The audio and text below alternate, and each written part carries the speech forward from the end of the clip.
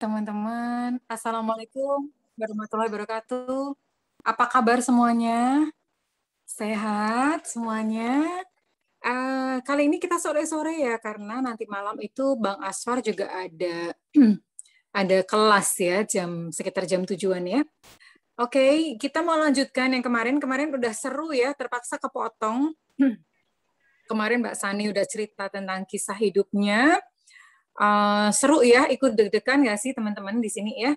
Dan kita mau lanjutkan untuk sore hari ini untuk transendensi. Oke, saya mau nyapa-nyapa dulu. Adakah teman-teman di sini yang baru pertama hadir? Bu Izun ini peserta terajin ya. Kok Bu Izun nih apa seharian itu mantengin kelasnya Bang Aswar terus?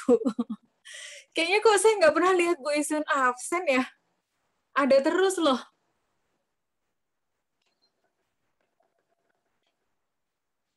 Sehat habis makan sate.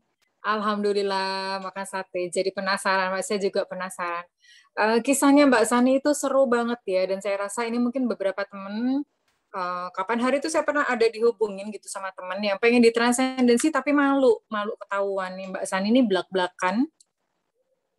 belak-belakan karena memang niatnya pengen sembuh ya Mbak Sani ya. Halo. Halo Mbak Ike, halo teman-teman semua. Waduh, ceria amat ini. Tadi sempat tidur siang, Mbak. Oh, sempat tidur siang. Nggak kelihatan loh. Nggak kelihatan kalau saldonya. Bener-bener ini mah udah sebetulnya udah ini ya, udah maksudnya udah transenden ya. Tinggal ininya aja, tinggal manifestasinya aja ya. Tinggal ngegas aja. Betul, tinggal ngegas aja. Sebetulnya mah udah oke nih Mbak Sani nih. Oke, ada yang pertama kali hadir untuk hari ini.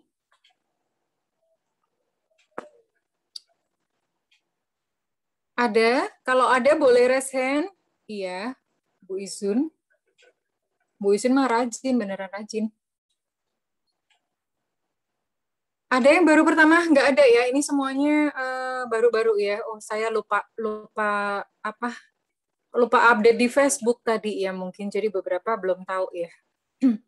Biasanya jam segini udah langsung full penuh 100. Kita ulang lagi ya Mbak ya. Kemarin baru cerita aja. Jadi prinsipnya dari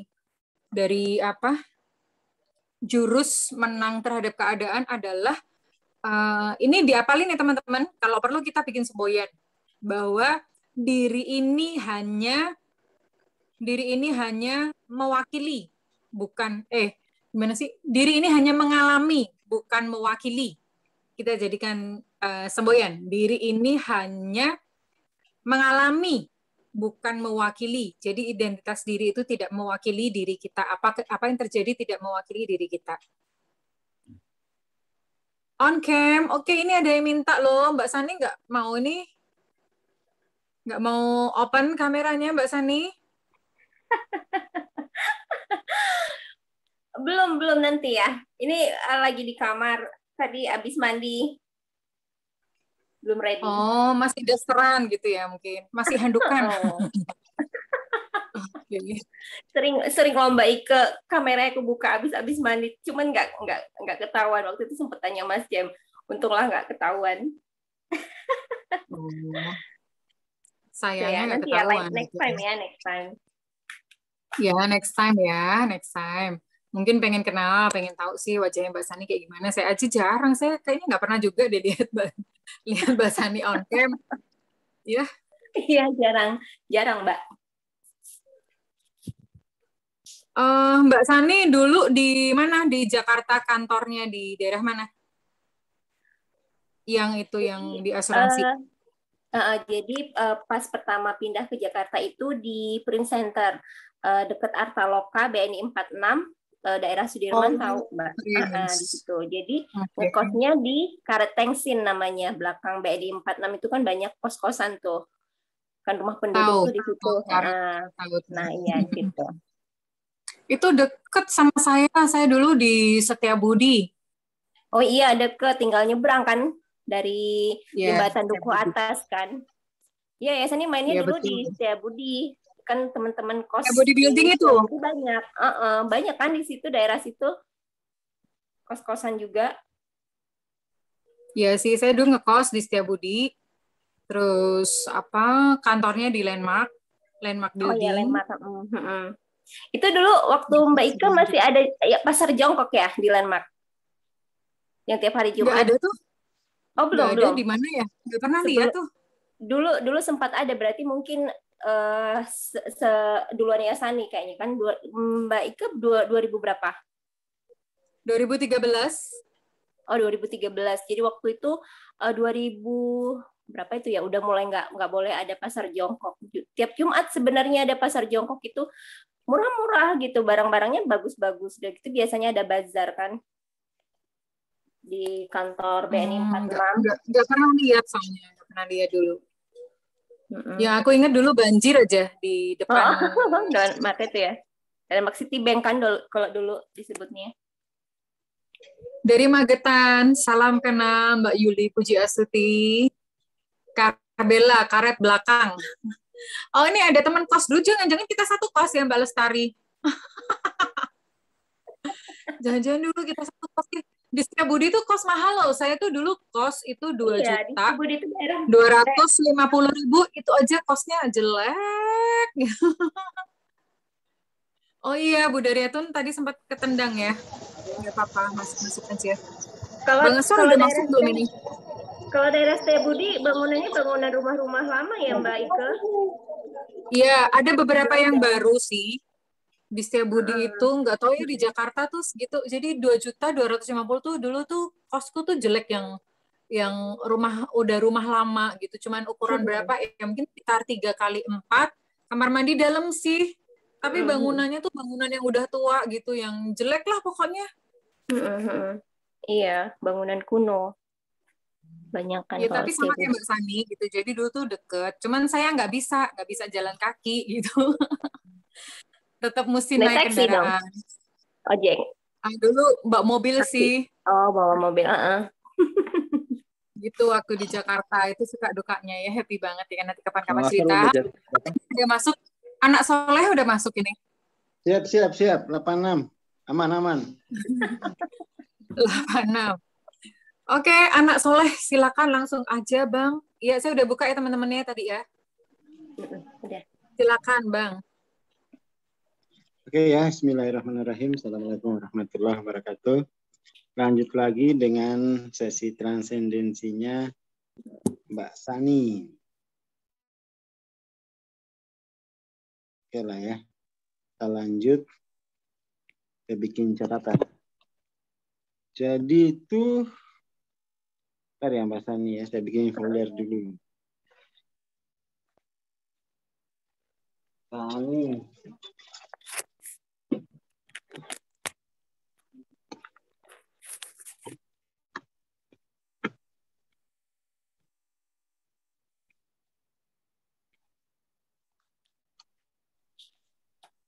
Oke.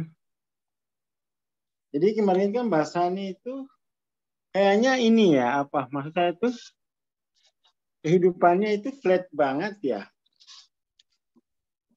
Jadi Flatnya dalam arti Sani menanggapi hidup Sani atau maksudnya itu dalam kehidupan rumah bisnis? tangganya itu loh. Kehidupan rumah tangganya itu maksudnya kok nggak apa ya? Ya nggak ada visinya gitu ya. Oh iya, paham Sani Bang. Dan ini namanya dalam arti sebenarnya tuh dulu tuh milih jadi Yayasan itu mau sama orang yang bisa Yayasan nyaman apa adanya gitu awalnya. Maksudnya apa Tapi adanya ternyata itu nggak cukup untuk rumah tangga kan. Hmm. Jadi mau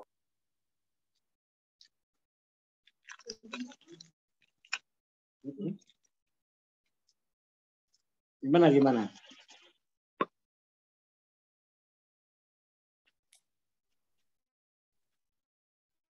Sorry, sinyal barusan keluar ya. Halo Bang, Ya, maksudnya itu gimana ya? Suaranya Mas Ani putus-putus sih. Jadi sinyal Yayasan ya sebentar. Kalau gini jelas nggak? Ya, jelas. Jelas ya. Ini sini di mangkir di jendela jendela kamar. Jadi tuh nyaman dalam arti gini Bang, apa adanya gitu. Jadi jangan sampai nanti Yasani kebanyakan jaim, terus apa-apa takut untuk menyampaikan pendapat, terus bersikap, terus bertindak juga gitu. Jadi Yasani lebih nyaman sama orang yang nerima Yayasan itu kondisinya apa adanya kayak Yayasan gini gitu. Misalnya ya dia nggak apa atau misalnya terima kalau Yayasan itu nggak pinter masak, terus nggak suka dandan kayak gitu-gitu. Maksudnya dandan apa adanya aja gitu-gitu Bang sebenarnya. Terus terima kalau apa ya? Terima pendapat kalau Yasani menyampaikan pendapat kayak gitu, karena beberapa teman dekat Yasani yang laki-laki, Yasani bisa dapetin yang bisa ngerasain Yasani nggak nyaman sama dia karena kalau misalnya Yasani menyampaikan pendapat tuh langsung dipotong salah, terus di apa ya cara menyampaikan dianya itu bikin Yasani itu nggak berani mengungkapkan kayak gitu-gitu, tapi ternyata tuh kayak gitu nggak cukup untuk dibawa ke rumah tangga kayak gitu. Karena yang memang tadi visi pendekatan waktu masih pacaran sama visi waktu udah berkeluarga kan pasti beda banget kan. Iya, nah itu sempat terus akhirnya waktu itu sempat ya Sani pas awal-awal nikah itu udah mulai ngerasa kok nggak matching banget ya, maksudnya gaya zaman dulu pacaran dibawa ke rumah tangga itu harusnya mestinya ada perubahan, tapi walaupun misalnya nggak signifikan drastis gitu ya, pelan-pelan gitu kan, maksud Yayasan itu kayak gitu. Terus Yayasan ini karena memang sama dia itu bisa nyampein pendapat, Yayasan ini ya biasa aja nyampein pendapat gitu kan, tapi tipe orangnya ternyata waktu zaman pacaran mungkin bisa diam aja selesai gitu, tapi kan kalau udah berumah tangga apalagi udah punya anak nggak bisa cuma diam aja solusi nggak ada ya udah gitu kan, nggak bisa gitu. Kalau dulu pacaran kan walaupun misalnya dia diam aja nggak ada solusi ya udah masih bisa tetap lanjut, tapi kan sekarang posisinya udah beda gitu, maksudnya kita juga ke depannya bukan hanya untuk hidup berdua kan karena udah punya anak juga kayak gitu. Terus ya ini tipe orangnya yang nggak bisa gimana nanti, tapi nanti gimana kayak gitu loh Bang. Jadi nanti. adalah mulai merencanakan. Belum lulusan. Apa? Putus-putus. Gimana nanti? Sama nanti gimana? Oh ya. Nanti gimana? Kalau yang gimana nanti ini mikir carry ini kan? Ya sini nggak bisa kayak gitu. Nggak bisa mikir carry ya. Jadi suka beda pendapatnya di situ aja sebenarnya. Tapi kalau misalnya menyampaikan pendapat atau ya misalnya di rumah ya Sani pakai bajunya apa adanya. Kalau orang kan kadang-kadang kalau ada suami harus ya Sani dengar-dengar cerita dari teman, dari sinetron tuh harus yang cantik atau harus rapi atau harus sempurna. Kalau ya Sani apa adanya aja, pakai baju ya biasa aja kayak gitu. Oke lah, itu ini ya kita soal keluarga. Sekarang kita fokus ke uangnya aja lah ya. Ya. Kan mulainya sebenarnya dari arah situ sih, konflik itu kecilnya akhirnya nyerempet ke keuangan kan Bang. Karena kan sebenarnya keharmonisan keuangan berasal dari keharmonisan keluarga juga kan. Ya kalau yang udah berkeluarga, kalau jomblo enggak lah. Ya bahasa ini menggiring opini publik. ya, tapi kita deal ya Bang, kemarin Esani kan udah bilang sama Abang pokoknya Esani kalau di transcendensi ya balik lagi Bang, apa adanya aja gitu loh ya. Iya, iya, oke Kalau lah. misalnya nanti terkesan debat ya nggak boleh apa boleh nih. Sampai kata anak-anak Gogope gini, kamu mau debat apa mau transendensi katanya gitu.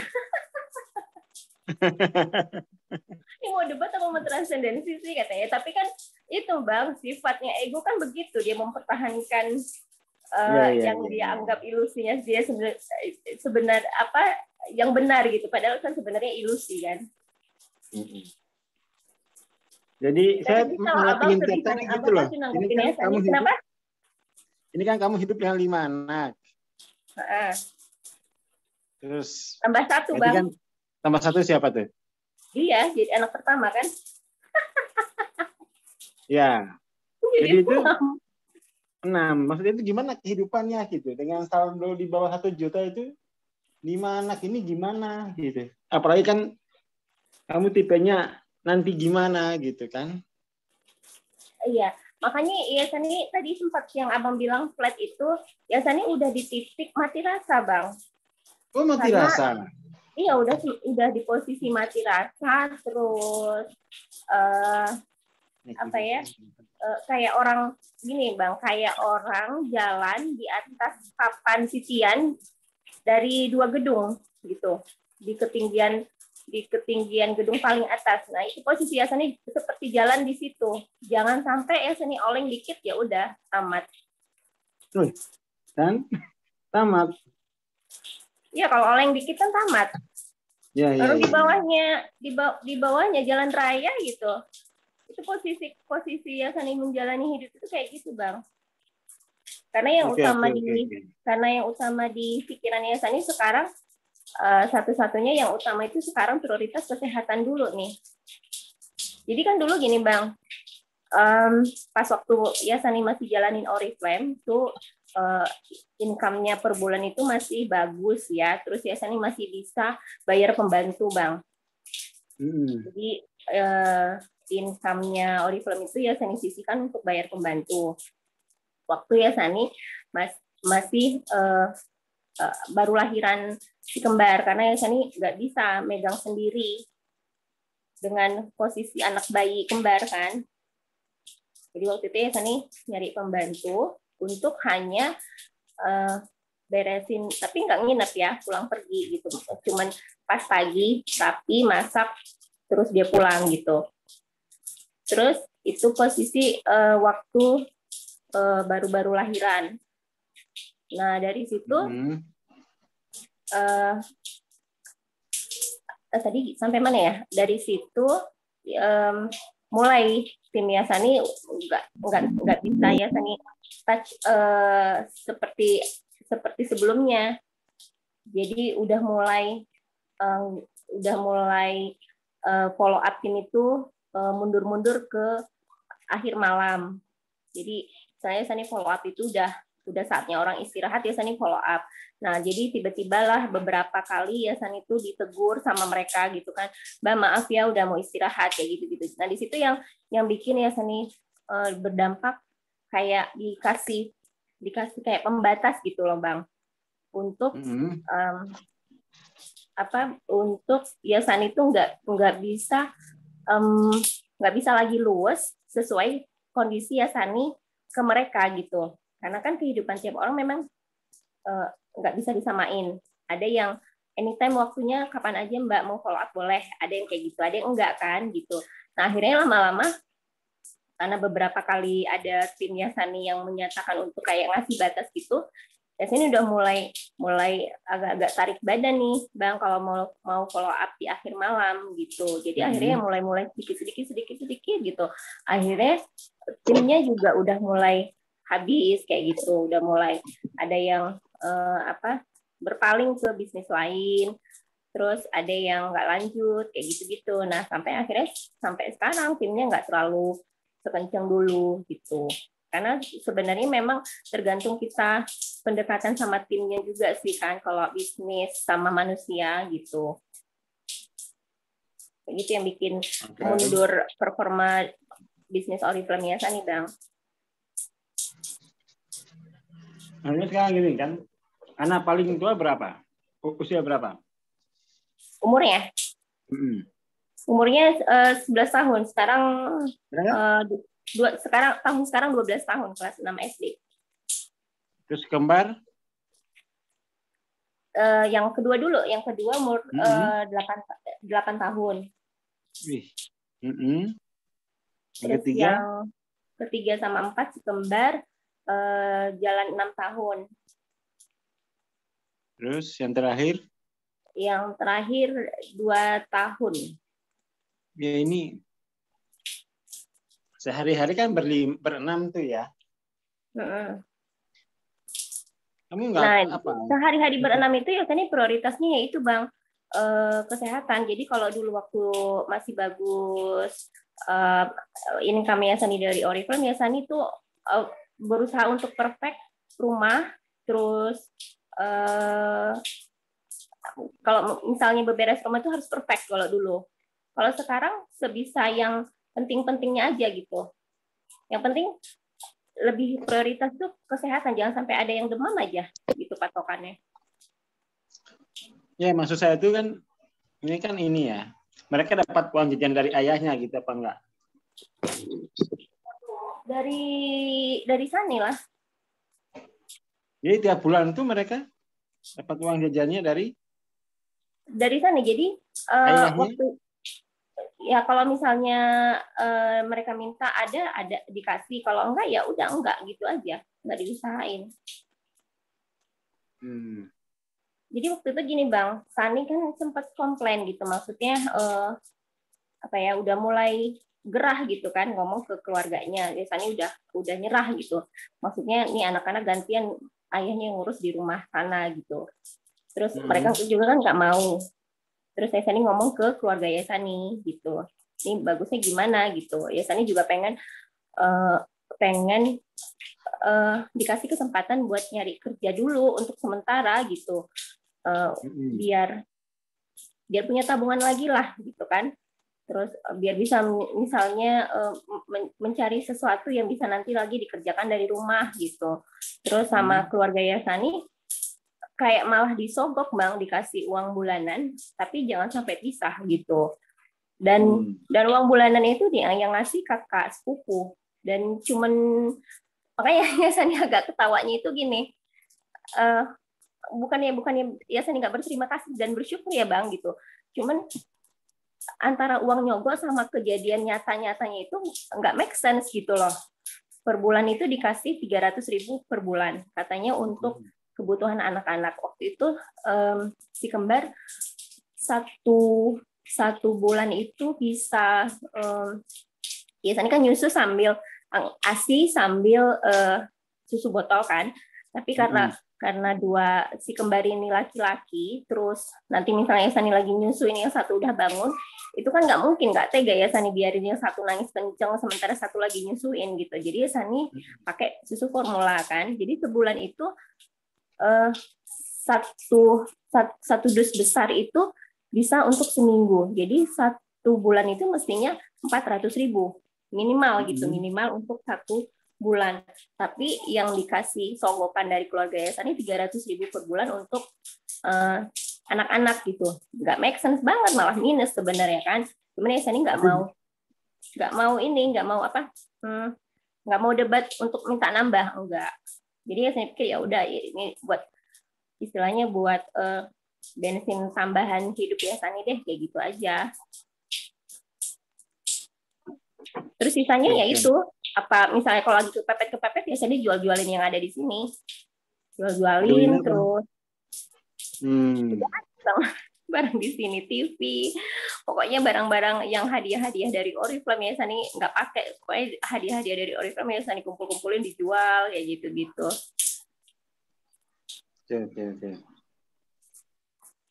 Itu udah berapa lama mulainya gitu itu? Dari ada si kembar sebenarnya. Dari 2015. Ya.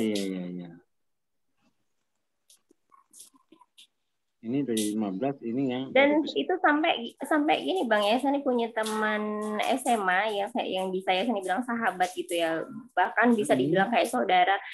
Itu kalau misalnya Sani butuh dukungan mental, cuman menumpahkan perasaan unek-unek yayasan itu kan biasanya ke dia gitu, perempuan kan. Terus sampai akhirnya di satu titik dia yang kayak mundur, maaf ya nggak terima curhatan lagi gitu. Jadi makanya ya sini sempet yang kayak yang di kelas kesadaran finansial hari Jumat tuh yang membahas lonely. Di situ yang Sani kenanya itu ngerasa lonely-nya itu sampai sahabat sendiri pun kayak ngasih jarak untuk nggak mau lagi denger curhatan Sani karena curhat tapi nggak ada solusinya gitu. Oke. Akhirnya lama-lama Sani ya itu kayak mati rasa, Bang. Mati ya, kayaknya ini ya. Ceritanya itu memang lagi ini kayak mati rasa datar ya.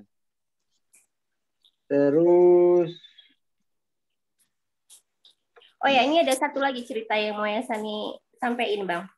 Jadi waktu masih mereka bayi nih yang sekembar, itu sampai Sani sampai mikir Sani mesti nyari satu sosok yang bisa Sani jadikan inspirasi. Ada perempuan yang punya anak hidup sendiri, terus dia kayak gimana menjalani ke depannya gitu. Jadi kayak ada bayangannya nanti Sani akan bisa seperti itu gitu kan. Terus Sani cari di Google, itu ketemu janda punya anak 8, terus dia cerainya itu di pas waktu anaknya paling terakhir ya, yang anak ke-8. Terus Sani sampai mikir, ini kayak nggak mungkin deh kalau misalnya ada janda anak 8 nggak punya backup di belakangnya. Maksudnya nggak ada orang keluarganya yang membantu dia dalam sehari-hari. Karena nggak mungkin kan, anak 8 dia mau cari makan dari mana kalau misalnya waktunya dia habis untuk menemani anaknya 8 orang ini gitu. Terus ternyata tuh dari ceritanya ada keponakannya, ada orang tuanya yang ikut membantu menjagai anak-anaknya di rumah pada saat dia kerja keluar. Nah, di situ Sani merasa nggak apple to apple kalau Sani ngikutin gayanya dia, karena Sani di belakangnya Sani nggak ada siapa-siapa, Bang, gitu kan. Karena kan mama Sani udah waktu itu udah tinggal di Pamulang, sampai Sani udah meninggal kan. Terus keluarga dari suami nggak bisa tinggal di sini, misalnya mamanya kayak gitu atau kakaknya nggak bisa karena mereka juga punya anak yang usianya mirip Sani, masih kecil-kecil gitu. Terus waktu itu Sani sampein sih memang biar mamanya tinggal di sini, jadi bantuin nemenin, terus Sani kerja gitu kan. Nggak bisa, jadi Sani mikir nggak apple to apple kalau membandingkan dari yang cerita perempuan yang di Google itu dengan kondisi Sani. Terus akhirnya Sani cerita ke sahabat Sani, itu juga nggak apple to apple karena Sani punya anak 5, dia belum punya anak, jadi dia nggak bisa bayangin kondisi Sani sehari-hari itu kayak gimana. Jadi dia cuma bilang bisa lah diakal-akalin gimana caranya biar tetap jalan Oriflame-nya, terus rumah juga bisa kepegang kayak gitu. Karena kan dia upline Sani juga, Bang. Jadi upline itu atasannya Sani di jenjang MLM gitu kan. Nah, Sani di situ kayak salah curhat karena Sani curhat tentang kondisi punya anak 5 dengan orang yang belum punya anak dan belum ngalamin kepepet keteteran dalam bagi waktu untuk yang satu teriak, yang satu minta ini, kayak gitu kan. Sampai Sani tuh kalau misalnya sehari-hari itu kalau misalnya yang satu minta ini, yang satu minta itu, Sani sering ngomong gini, ntar ya tangan mama cuma 2, ngomong kayak gitu udah sering banget, Bang. Jadi mereka kalau misalnya lagi keteteran begitu, kadang-kadang suka teriak, iya mama tangannya cuma 2, kayak gitu. Jadi jarkomnya itu di sini, iya tangan mama cuma 2 ya gitu. Jadi kadang-kadang satu lagi minta dicebokin, yang satu minta diambilin minum atau udah minta trik apalah gitu. Pasti Sani teriak gitu. Ntar ya tangan mama cuma 2 gitu. Jadi bayangannya Sani, aduh pengen banget sih punya tangan kayak gurita. Itu kan nggak mungkin gitu. Ya kayak gitu, Bang. Jadi ya akhirnya apa ya, kayak Sani kayak nunggu sampai mereka gede deh gitu baru lega gitu. Tapi nunggu sampai mereka gede kan juga pasti butuh dana kan. Ya itu tadi, kayak orang lagi jalan di titian papan di atas 2 gedung, Bang. Jangan sampai jatuh aja. Jatuhnya itu dalam arti ada yang sakit. Kalau udah ada yang sakit, udah ambiar dah ya, Sani. Jadi menghadapi situasi itu kamu pakai apa? Pakai prinsip apa gitu ya? Ini kan situasimu kan berat gitu. Kamu bahwa masa depan itu besok itu baik-baik saja, peganganmu itu apa? Yang sampai akhirnya asma itu kan, Bang. Akhirnya yang sampai Yasani punya pikiran kalau Yasani nggak ada, anak-anak nggak bisa hidup kan, sampai ke satu titik itu kan. Yang waktu transendensi di biology of life itu kan sampai menumpuk seperti itu. Sampai punya kesimpulan bahwa kalau Yasani nggak ada, mereka gimana, nggak akan hidup gitu. Sebenarnya asmanya itu yang akhirnya kejadian ketumpuk-tumpuknya itu mungkin dari sana sih, Bang. Karena ketakutan menghadapi malam sendirian jagain mereka, takut nanti ada yang waktu itu masih pada bayi-bayi juga kan, masih kecil-kecil kayak gitu, menghadapi sendirian malam. Terus waktu itu rumah Yasani udah mau rubuh lagi, istilahnya dibilang gitu, di dapur itu udah taman air kalau lagi hujan kayak gitu. Wah, kalau ini kalau inget dulu, Yasani juga kadang-kadang mikir, kok mau ya Yasani ya punya hidup kayak gitu loh, Bang. Jadi ya itu sampai di satu titik Yasani punya pikiran kalau Yasani nggak ada ya nggak hidup anak-anak kayak gitu.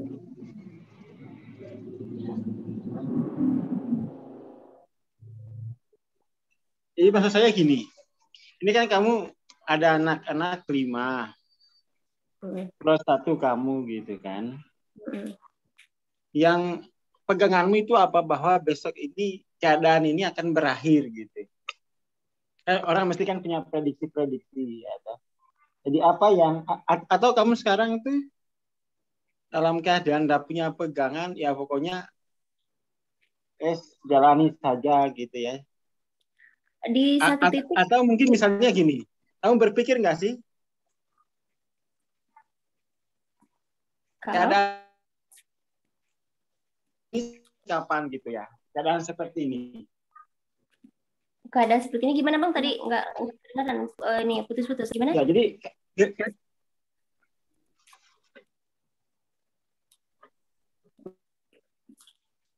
maksudnya itu gini, kamu ada prediksi nggak sih bahwa situasi sekarang ini akan berakhir kapan? Iya, Sani sempat berubah pikiran bahwa situasi ini akan begini. Ini yang semenjak transendensi biology of life itu aja, Bang. Jadi kalaupun suatu saat terjadi dengan apa-apa dengan Yasani, mereka pasti masih bisa hidup dengan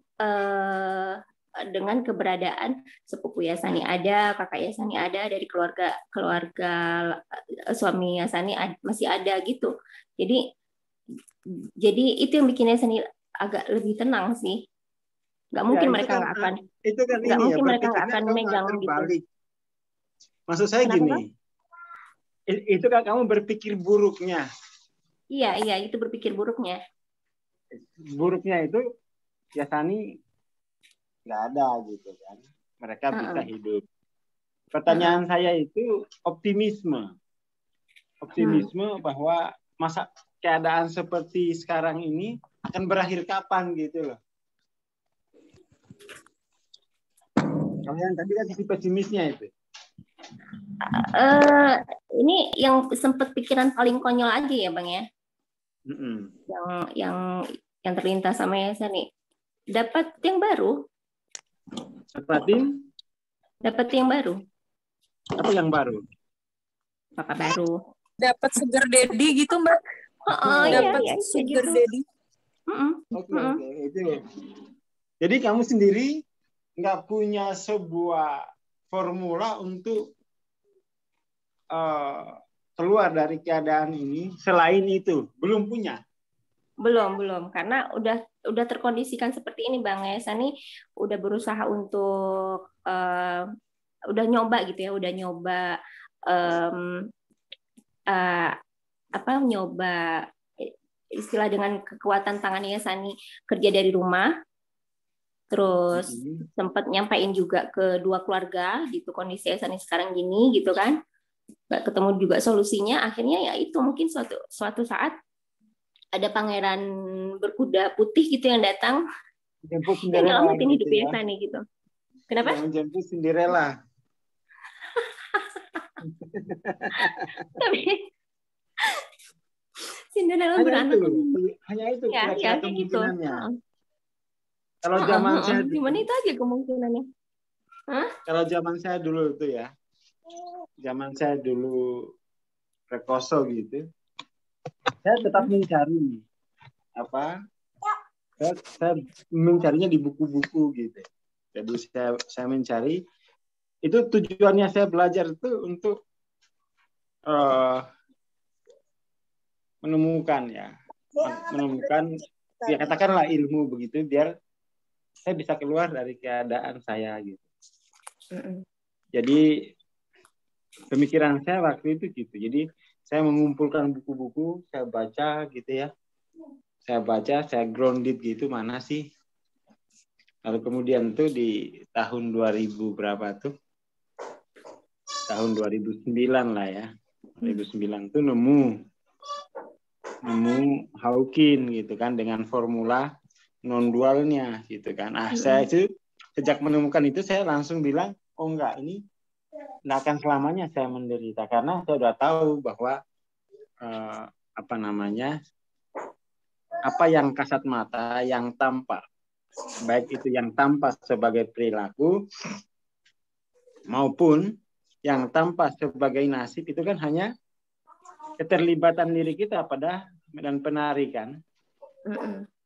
Nah, sejak saya tahu rumusnya begitu bahwa tingkat kesadaran adalah faktor penentu, saya langsung merasa itu bahwa saya tidak akan selamanya seperti ini. Tinggal kemudian itu saya perlu mengenali tingkat kesadaran diri saya apa, lalu mencari tingkat berusaha membawa diri saya ke tingkat kesadaran lebih tinggi yang itu kemudian itu menjadi faktor penentu untuk nasib saya kan gitu. Saya dulu menemukan rumusan ini sehingga saya merasa bahwa oke, masa depan saya memang hari ini masih seperti ini, tapi mungkin saya waktu itu pasang target 5 tahun ke depan ini udah selesai. Dasarnya itu adalah ini. Sebuah hipotesis dari Hawking yang mengatakan begitu. Saya mengikuti hipotesis. Kalau Sani kan sekarang berarti pangeran itu yang diharapkan ya. Papa Tasol, Bang. Hah? Papa Tasol. Papa Tajir Soleh. Oh, Bapak Tasol, ya. Bapak Tajir Soleh, ya. Ya. Iya, Bapak Tasol, ya.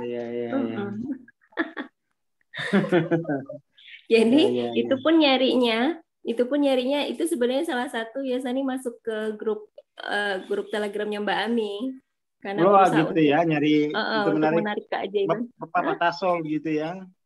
Masya Allah, ternyata nggak cari ilmu ini. Gimana cari menarik yang satu frekuensi? Kalau zaman dulu kan belajar gitu, frekuensinya kan, Bang.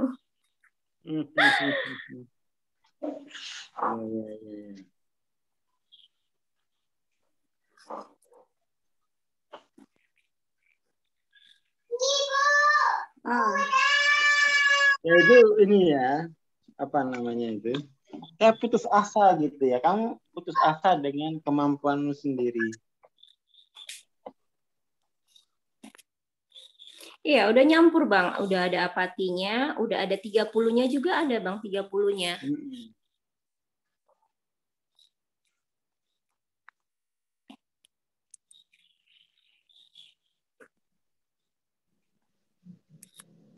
Halo Bang Aswar, nggak kedengaran suaranya.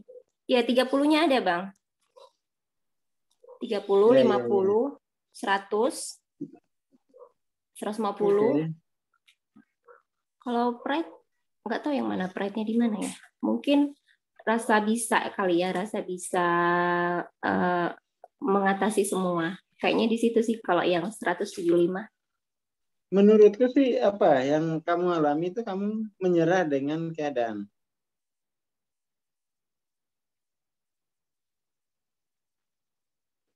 Seperti itu.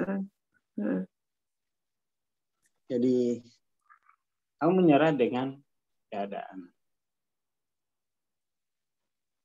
Yang kayak Yasani bilang kemarin itu, yang kayak posisi Yasani diikat kakinya dengan rantai, tangan diikat, tapi pengen maju nggak bisa gitu. Itu kan kondisinya udah nggak bisa ngapa-ngapain. Tapi ada sempat yang 30-nya itu gini Bang, 30-nya. Waktu Yasani sampein ke kakak Yasani sempat bilang gini, waktu itu pas dia lagi datang ke rumah, kamu tuh ya hidupnya kayak gini tuh karena punya banyak salah, punya banyak dosa-dosa kamu dulu gitu. Jadi waktu selama Yasani menjalani kayak sekarang itu sempat Yasani tuh mikir ya udah deh aku jalanin aja yang sekarang ini semua hukuman buat aku nggak apa-apa deh aku jalanin itu sampai ke satu titik juga kayak gitu Bang. Jadi tapi nggak tahu sampai kapan ya aku dihukum kayak gini nggak tahu kan batasnya sampai kapan tanggal berapa nggak tahu. Dihukum. Iya, jadi kayak Sani ngerasa ya benar kayaknya kata kakak aku itu ya. Aku hidupnya kayak gini tuh karena aku punya banyak salah di masa dulu. Jadi aku lagi dihukum sama Tuhan nih. Jadi aku harus jalanin aja kayak gini sampai sampai kapan nggak tahu apa selesai hukumannya kapan gitu.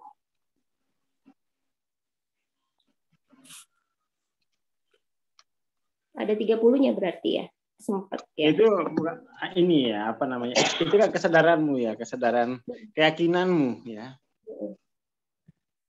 Tapi kalau yang di finansialnya 50 ya, Bang? Ya itu kan tapi pandangan hidupmu 30. Pandanganmu terhadap kehidupan itu 30 bahwa kehidupan ini adalah hukuman dari Tuhan.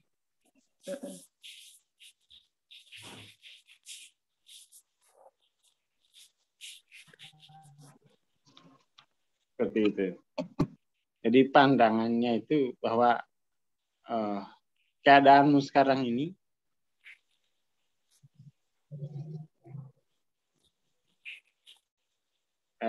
adalah hukuman dari Tuhan.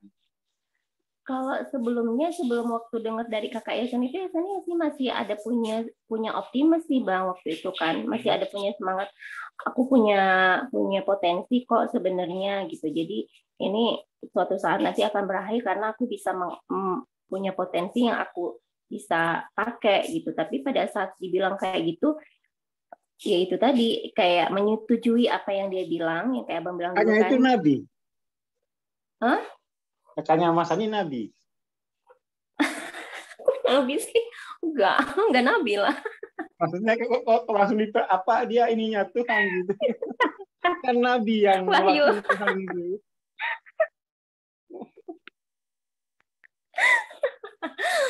Iya benar-benar. Self awareness-nya lagi turun berarti ya. Maksudnya itu gimana kok bahwa menyimpulkan keadaannya ini hukuman dari Tuhan apa dia Nabi dapat wahyu atau apa gitu. Iya Bang, itu ya itu konyol ya. Tapi itu bukan ya, tapi itu kan sebuah belief system ya. Belief system. Dan kamu percaya. Ya, keadaan saya ini adalah hukuman dari. Jadi kehidupan kamu sekarang ini, kehidupanmu adalah menjalani hukuman dari Tuhan.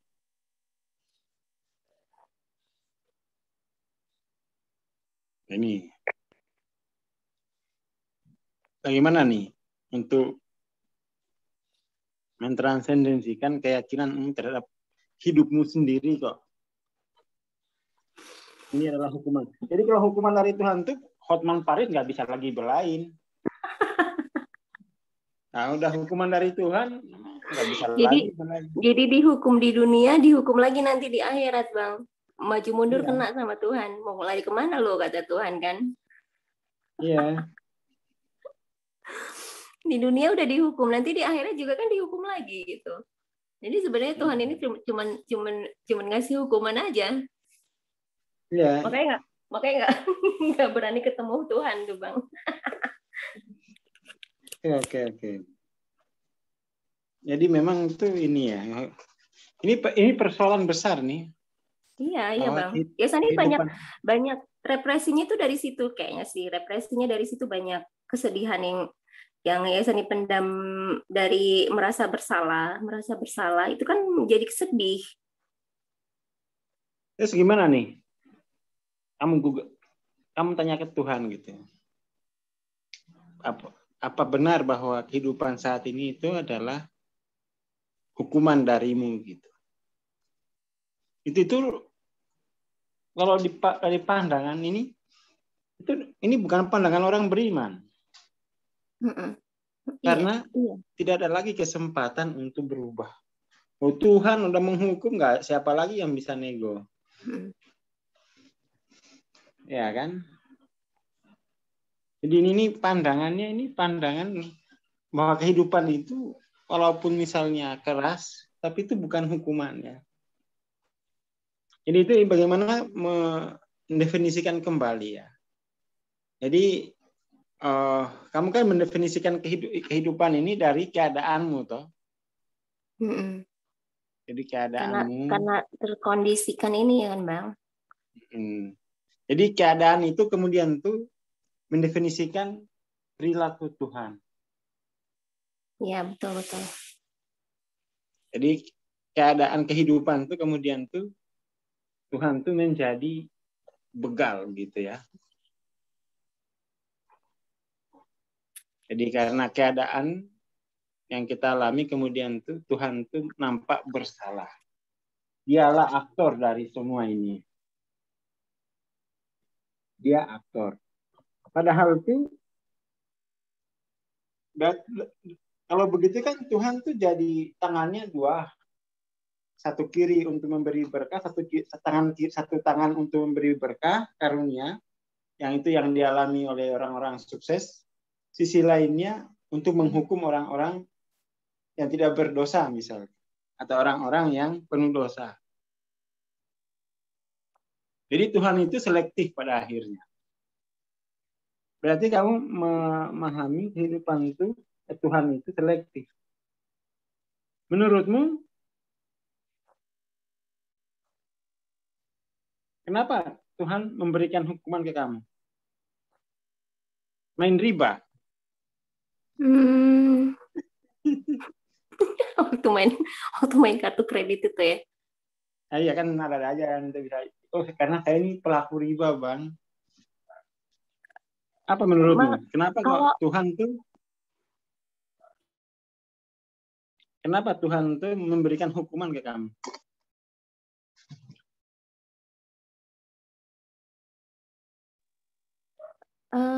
Ada banyak sih, Bang. Nah, contoh satu dari yang banyak itu.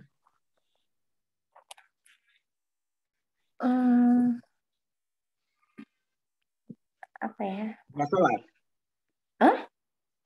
Misalnya karena nggak sholat, ya pantas lah aku dihukum, nggak pernah sholat, misalnya gitu. Kalau yang sering yang kepikiran banyak nyakitin orang. Iya, nyakitin tuh diapain gitu? Ditipu-tipu atau diapa? Iya, sama mantannya Yeseni dulu. Sama mantan bos warnet. Nah, yang dari zaman kuliah lah. Kalau yang SMA, yang waktu SMA sih enggak sih. Dari zaman kuliah itu banyak banget ya sini kayaknya semena-mena gitu sama laki-laki. Oh, semena-mena sama laki-laki ya. Dari situ sih bayangannya Sani, kayaknya dari mungkin itu kali ya, dikasih ganjaran tuh, rasain tuh selama ini nyakitin hati, mainin perasaan laki-laki ya, dapatnya kayak gini, dapat anak 3 laki-laki, dapat anak perempuan 2. Nah, jagain tuh 5-5-nya. Jadi kesannya kayak gitu bayangannya Sani, Bang. Ya, jadi imajinasinya destruktif ya. Jadi menghukum diri gitu. Menghukum diri. Oke.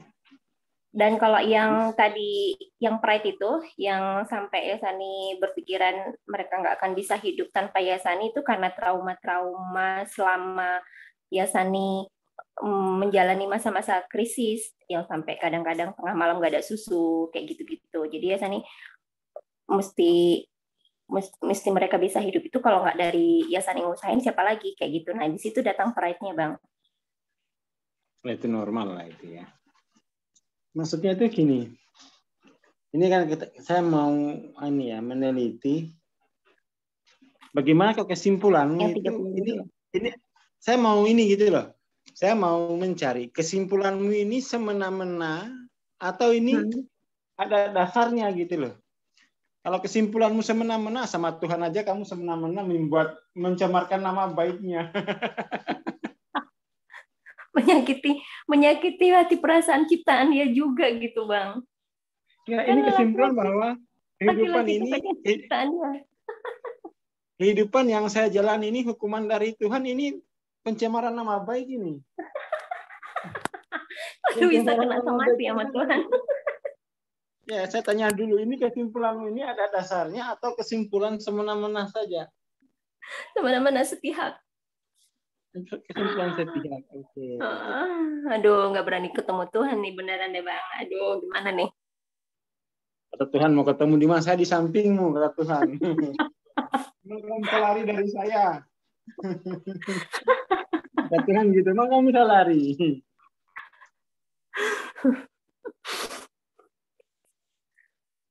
Oke.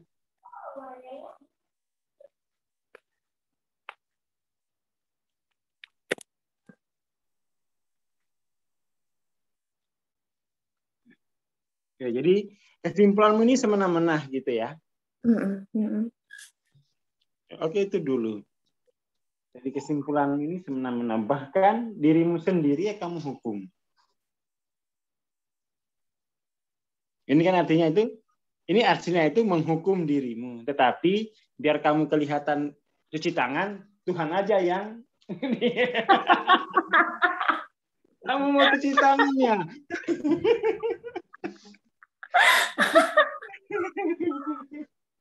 Kamu mau cuci tangan. Terus bayangannya gini, untung Tuhan nggak bisa ngomong. Coba kalau bisa ngomong langsung dia kasih tahu ke semua orang gitu kan. Bukan aku itu gitu kesannya.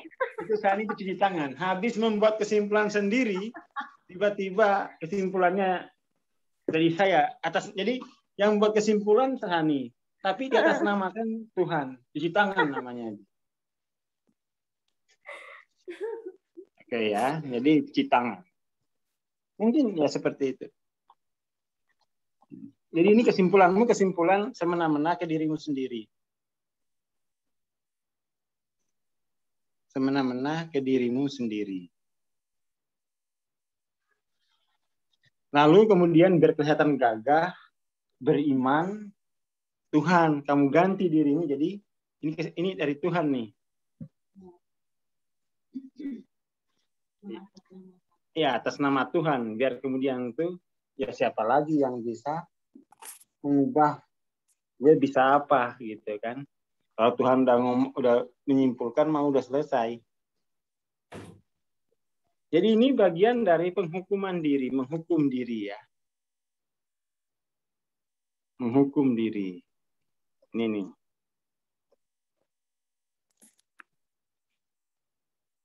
Menghukum diri. Gitu ya. Menghukum diri karena perbuatan masa lalu, ya kan? Jadi menghukum diri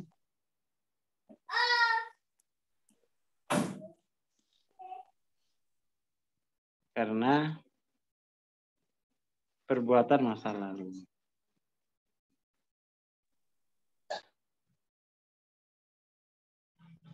Ya, toh. Nah, ini kebiasaan kan ini. Kalau jadi kebiasaan. Nah, ini kamu masih mau dihukum terus dirimu atau gimana? Iya, pengennya hukumannya selesai, Bang. Nggak tahu tapi kapan Kan kan? yang menghukum dirimu sendiri. Kok masih pengen? Ini kan yang buat kan kesimpulannya kamu sendiri. Ya kan? Jadi mau diterusin atau mulai mikirkan opsi baru. Kenapa saya menyiksa diri saya sendiri? Kamu itu kejam berarti ke dirimu. Bener Bang, bener. Ya Kejam saya ke akui dirimu memang. sendiri. Kejam ke diri sendiri. Kejam. Tidak harus Bengis keras, malah. kejam. Bengis lagi. Oh, bengis. Bengis, Bang. Contoh, nggak gosok gigi gitu. Ini contoh yang paling sering sampai diketawain teman-teman ya Sani. Daster udah robek masih ya Sani pakai. Oh, itu. Iya benar. Daster yang udah robek tuh masih ya Sani pakai gitu. Karena ya saya pikir ya buat apa ya Sani bagus-bagus tuh di rumah gitu, terus di rumah gitu, nggak menghargai diri ya Sani sendiri lagi gitu loh. Beda kalau dulu waktu ya Sani masih lajang, baju sedikit lusuh ganti gitu, kayak nggak pantas lah masa seorang ya Sani bajunya begini kayak gitu. Tapi kalau perawatan wajah masih ya Bang ya. Oke.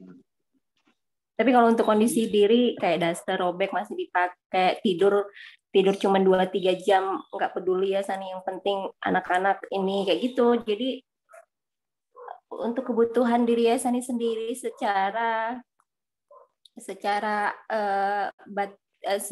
jasadnya itu udah ya Sani nomor belakangin.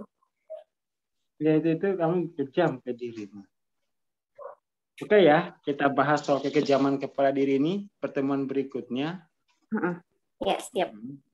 Paling enggak ini kamu, ternyata ya ini persoalannya itu kamu meyakini bahwa kamu menjalani hukuman dalam kehidupan. Ini bahaya ini. Lama-lama nanti kamu sakit. Lama-lama nanti kamu bisa tuli, buta. Kan udah terbukti yang satu yang kemarin itu Bang, yang asma itu kan udah kerasa banget karena itu. Asma. Iya. Oke. Nanti saya mikir kayaknya satu lagi nih bakalan Sani kena nih, takutnya itu asma loh. Ini Bang, mah. Biasanya kan ada riwayat mah nih. Aduh, udah takut banget ya Sani sebenarnya. Oke. Nanti kita ini ya. Nanti kita lanjut itu Senin depan ya Bang. Lanjut. Tapi poinnya bahwa kehidupanmu ini kamu jalani sebagai hukuman dari dirimu sendiri ya, bukan dari Tuhan. Saya ubah dulu definisinya ya. Ya. Dan itu yang bikin Sani sebenarnya nggak bisa punya gambaran untuk keluar dari masalah ini kan? Iya. Kalau Abang kan yang tadi ini kan belajar tentang Hawking, kalau Sani kan nggak punya pegangan apa-apa lagi karena Sani merasa ini kan hukuman mau gimana lagi gitu kan? Kalau saya itu memahami bahwa yang kita jalani ini memang bukan hukuman dari Tuhan. Dari kecil kan kita belajar gitu bahwa keadaan manusia itu bukan hukuman Tuhan. Orang beriman itu kan ini adalah memahami keadaan sekarang itu sebagai pelajaran yang belum tuntas. Jadi saya mesti harus mencari ilmu. Oh iya ini kan benar. Pelajaran yang belum tuntas. Jadi kami dulu begitu didoktrin dari kecil. Kalau kalau kamu hidup menderita, itu pelajaranmu belum tuntas. Bukan hukuman dari Tuhan. Jadi mau nggak mau saya mesti belajar, walaupun nggak kuliah. Karena kehidupan ini pelajaran yang belum tuntas. Harus dituntaskan. Nggak bisa pangku tangan, harapin Cinderella datang bawa ini, nggak bisa. Nanti mungkin ada begitu tapi nanti dibuang lagi. Oke, saya perbaiki dulu definisinya ya. Kehidupan sebagai hukuman dari Tuhan. Ternyata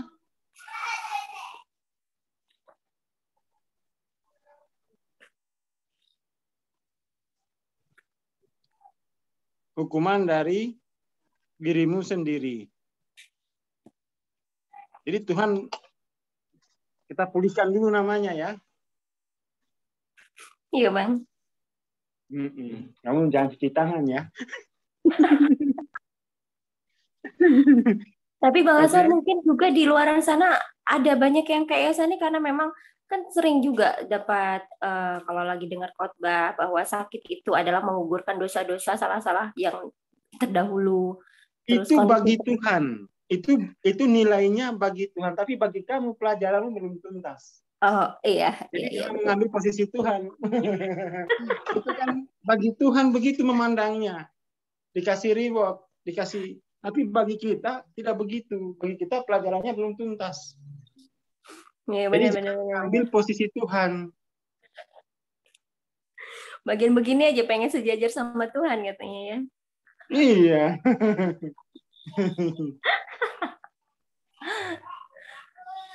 Oke ya. Jadi hati-hati membaca ayat itu kan firman Tuhan, berarti itu dari posisi Tuhan itu.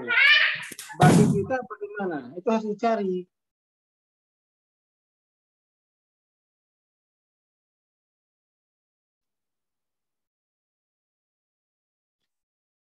Oke ya.